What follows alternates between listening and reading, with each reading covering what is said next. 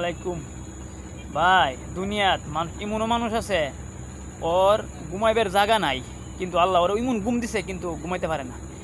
আর ইমনও লোক আছে, ইমনও জায়গা আছে এর, কিন্তু ওর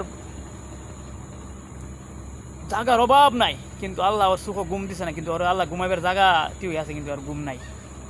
কেরে আল্লাহ সব জিনিস সবাইরে দেয় না, এটা ভালো থাকেন।